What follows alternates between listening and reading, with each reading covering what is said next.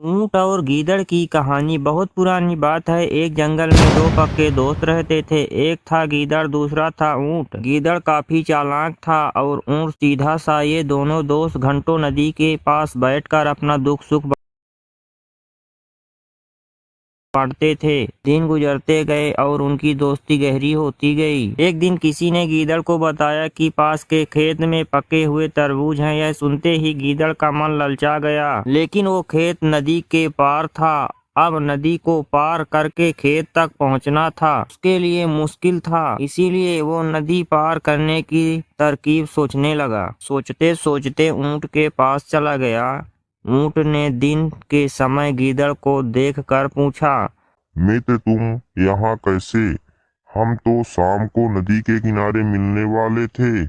तब गीदड़ ने बड़ी ही चालाकी से कहा, देखो मित्र, पास के ही खेत में पके तरबूज हैं। मैंने सुना है कि तरबूज बहुत ही मीठे हैं। तुम उन्हें खाकर खुश हो जाओगे, इसीलिए तुम्हें बताने चला आया। ऊंट को तरबूज काफी पसंद था। वो बोला, वाह, मैं अभी उस गांव में जाता हूँ। मैंने बहुत ही समय से तरबूज नहीं खाया है। ऊंट जल्दी जल्दी नदी पार करके खेत जाने की तैयारी करने लगा। तभी गीदड़ ने कहा, दोस्त, तरबूज मुझे भी अच्छे लगते हैं, लेकिन मुझे तैरना नहीं आता है। तुम तरबूज खा लोगे तो मुझे लगेगा कि मैंने भी खा लिए।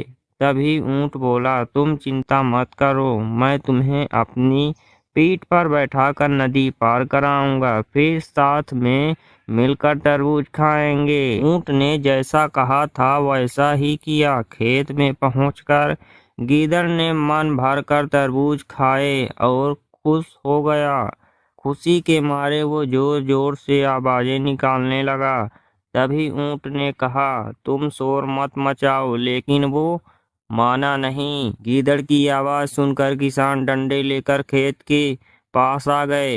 गीदड़ चालाक था, इसीलिए जल्दी से पेड़ों के पीछे छुप गया। ऊंट का शरीर बड़ा था, इसीलिए वो छुप नहीं पाया। किसानों ने गुस्से के मारे उसे बहुत मारा। अपनी जान बचाते हुए ऊंट खेत के बाहर निकल गया। तभी पेड़ के पीछे छुपा गीदड़ बाहर आ गया। गीदड़ को देखकर ऊंट ने गुस्से से पूछा, तुम क्यों इस तरह चिल्ला रहे थे? गीदड़ ने कहा कि मुझे खाने के बाद चिल्लाने की आदत है, तभी मेरा खाना पचता है। इस जवाब को सुनकर ऊंट को और गुस्सा आ गया। फिर भी वो चुपचाप नदी की ओर बढ़ने लगा। नदी के पास पहुंचकर उसने अपनी पीठ पर गीदड़ को बैठा लिया। इधर ऊंट को मार पड़ने से मन ही मन गीदड़ खुश हो रहा था। उधर नदी के बीच में पहुंचकर ऊंट ने नदी में डुबकी लगानी शुरू कर दी। गीदड़ डर गया और बोलने लगा,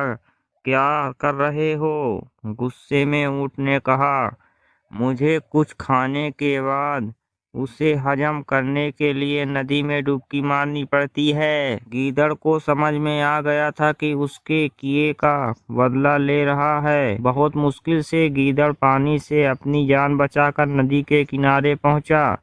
उसी दिन के बाद से गीदड़ ने कभी भी ऊंट को परेशान करने की कोशिश नहीं की। मित्रों, ऊंट और गीदड़ की कहानी से हमें यह शिक्षा मिलती है कि चालाकी नहीं करनी चाहिए। अपनी करनी खुद पर भारी पड़ती है। जो जैसा करता है उसे वैसा ही भरना पड़ता है।